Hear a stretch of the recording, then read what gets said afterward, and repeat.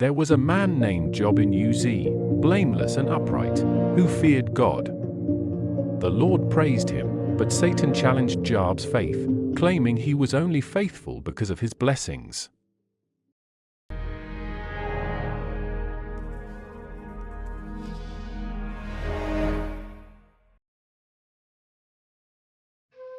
Long ago, in the heart of the African savannah, there lived a man named Kwame. He was known across the land as a wise and just man, respected by all.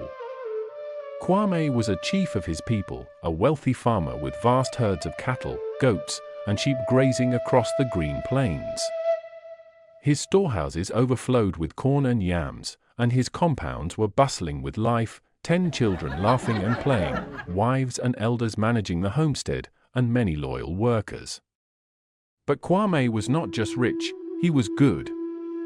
He always gave to the poor, resolved disputes among his people with fairness, and honored the ancestors and the great creator, Nyame, in all he did. The people often said, Kwame's wisdom is like the river. It flows deep and wide. One day, in the celestial plains where the ancestors and spirits gathered, Nyame sat upon the throne of clouds, surrounded by the guardian spirits of the land. Among them came Ekwensu, the spirit of mischief and challenges. Nyame praised Kwame, saying, "Have you seen my servant Kwame? He is upright and faithful in all his ways." Ekwensu smirked and replied, "Does Kwame revere you for no reason? Look at his riches, his children, and his good health. Take those away, and he will curse you to your face." Nyame considered Ekwensu's challenge. "Very well," said Nyame, "test him. But do not harm his life." With Nyame's permission, Ekwensu descended to the earth. The calamities began one fateful morning. Kwame was tending to his fields when he heard the distant sound of hoofbeats. His heart sank as a panicked worker rushed toward him, shouting, "Master! Raiders! They have taken the cattle and slaughtered the herders." Before Kwame could respond, another worker stumbled into view, bloodied and breathless. "The goats and sheep, Master! They are gone. Fire swept through the pastures, and everything is lost." Kwame ran toward the smoke rising on the horizon. His strong legs carried him swiftly, but when he arrived, he saw only charred earth and the smoldering remains of his fields. He knelt in the dirt, his hands trembling as he sifted the ash through his fingers. Suddenly, a low rumble echoed across the savannah. The ground beneath his feet seemed to shake as the wind began to howl. Kwame turned toward his compound and froze. Dark clouds swirled like a brewing storm. The sound of drums and flutes from the great hall filled the air, where his children were feasting. Before he could cry out, a powerful wind roared through the compound, snapping trees like twigs. The walls of the great hall trembled, and with a deafening crash, the roof caved in. Kwame ran as fast as he could, screaming his children's names.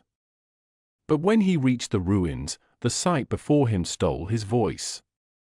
The hall lay in rubble, and there was no sound, no laughter, no cries for help. Only silence. Kwame fell to his knees, tears streaming down his face. He clawed at the broken stones with his bare hands, his fingers bleeding as he tried to uncover his children. His workers pulled him back gently, murmuring words of sorrow. But even in his grief, Kwame stood beneath the great baobab tree, lifted his tear-streaked face to the heavens and said, "Nyame gave me all I had, and Nyame has taken it away. Blessed be Nyame's name." Ekwensu, seeing Kwame's faith, went back to Nyame and asked for permission to afflict Kwame further. Nyame agreed, but warned, "Do not take his life." Soon, a deadly sickness swept over Kwame. Painful sores covered his body, and his strength left him. Kwame's once proud frame became frail, and he sat on the ash heap outside his compound, scraping his wounds with a shard of clay. This time, there were whispers among his people. Perhaps Kwame's misfortune is a punishment, they said. His once loyal workers began to leave one by one, afraid to be associated with him. Even those he had helped turned away, no longer seeing him as the wise and generous chief.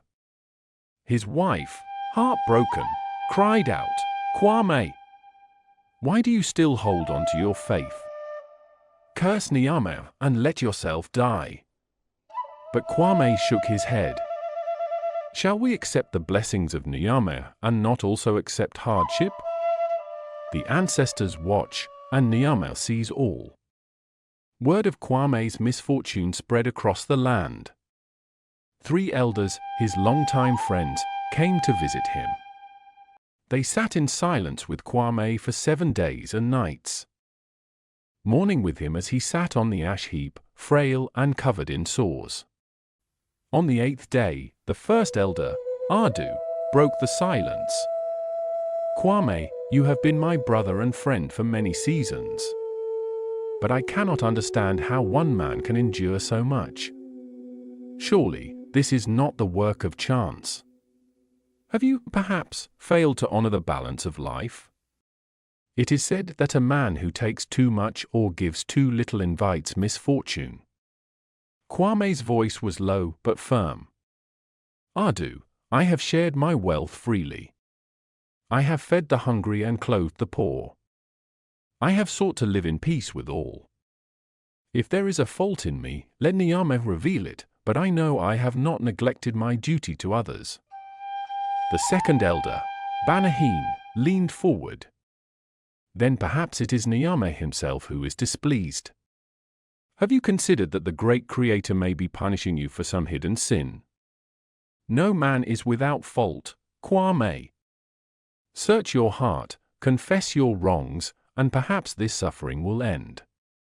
Kwame raised his weary eyes to the elders. "Banahine, if I have sinned, let Nyame show it to me. But I know my hands are clean. I do not claim to understand why I suffer, but I will not speak against Nyame, who gave me all I had." The third elder, Kofi, sighed and gestured to the barren land around them. "Kwame, we have walked this earth for many seasons. We know that life is governed by balance. When a man loses so much, it is because he has tipped the scales of fortune. Perhaps you place too much faith in Nyame, who does not answer our questions or reveal himself." Kwame's voice grew stronger despite his frailty. "Kofi, you speak of balance, yet the rains fall on the just and the unjust. Do we demand answers from the river when it floods or the sun when it scorches? Nyamega's ways are higher than ours. I do not follow him because of what he gives, but because of who he is."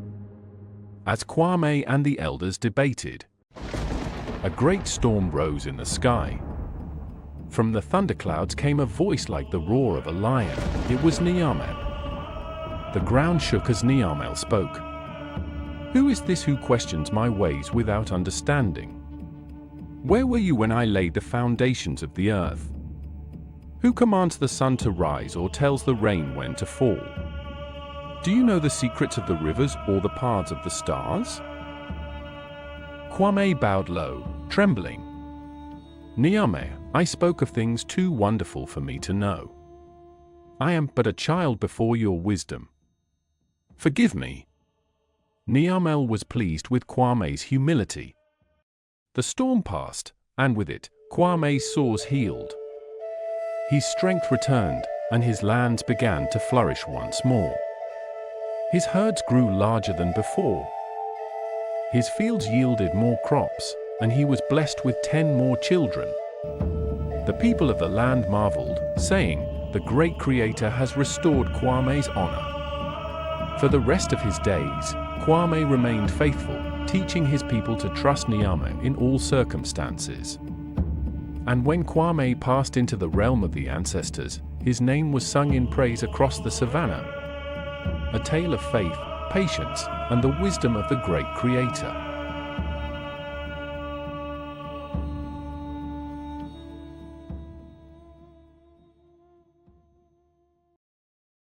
Please subscribe.